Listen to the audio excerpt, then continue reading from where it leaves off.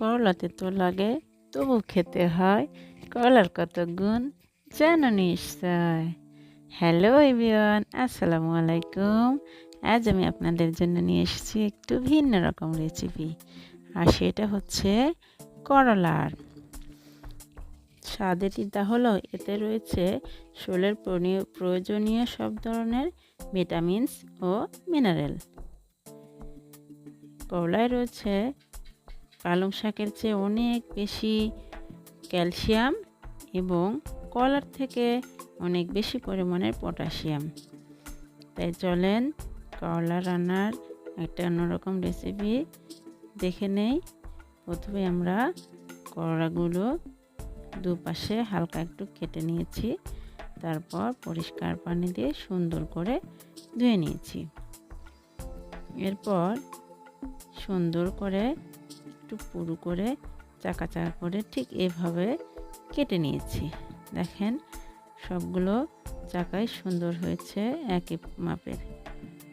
তারপর একটা আলাদা বাটিতে সামান্য পরিমাণে কিছু হলুদ, প্রয়োজনীয় পরিমাণ লবণ এবং সামান্য পরিমাণ মরিচের গুঁড়া দিয়ে দিয়েছি।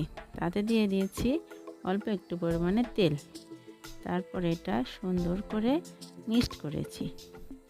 মিক্সটা দেখেন কত সুন্দর কালার এসেছে, অনেক সুন্দর। তারপর ঠিক এইভাবে একটা একটা করে করলা এপাশ ওপাশ দুপাশেই মিক্সড করা ঝাল, লবণ এবং হলুদের মিশ্রণটি দুপাশে লাগিয়ে নিয়েছি।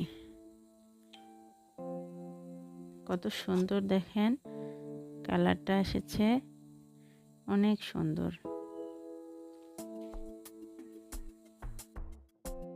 করলায় পটাশিয়াম এবং ক্যালসিয়াম ছাড়াও রয়েছে প্রচুর পরিমাণ ভিটামিন সি এবং অ্যান্টিঅক্সিডেন্ট, যা শরীরের পটাশিয়াম এবং ক্যালসিয়ামের ঘাটতি পূরণ করার পাশাপাশি ত্বক ও চুলের জন্য বেশ উপকারী।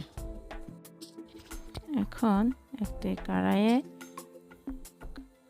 তেল দিয়ে ভালো করে তেলটা গরম করে নিই এবং পুরো কড়াই তেলটা ছড়িয়ে দেই।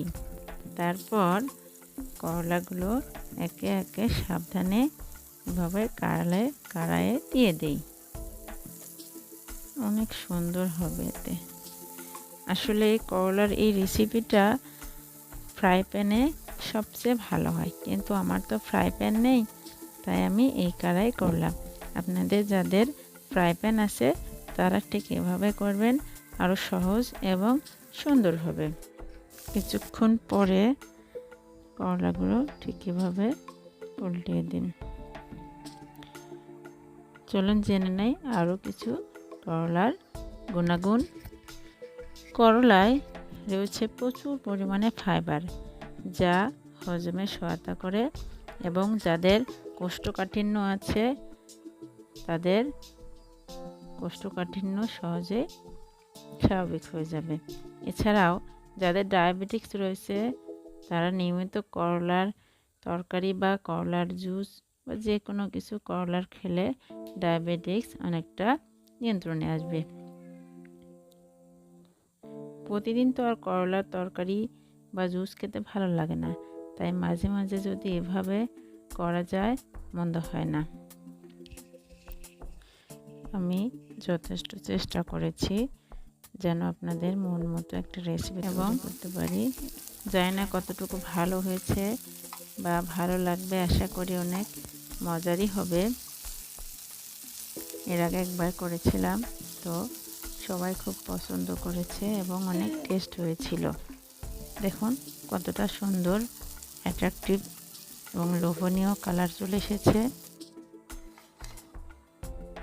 তারপর হয়ে গেলে এভাবে পরিবেশন করুন। আশা করি সবার ভালো লাগবে। যদি এতটুকু ভালো লেগে থাকে তাহলে অবশ্যই ভিডিওটিতে লাইক করবেন এবং চ্যানেল থেকে দেখলে সাবস্ক্রাইব করবেন প্লিজ। আসসালামু আলাইকুম।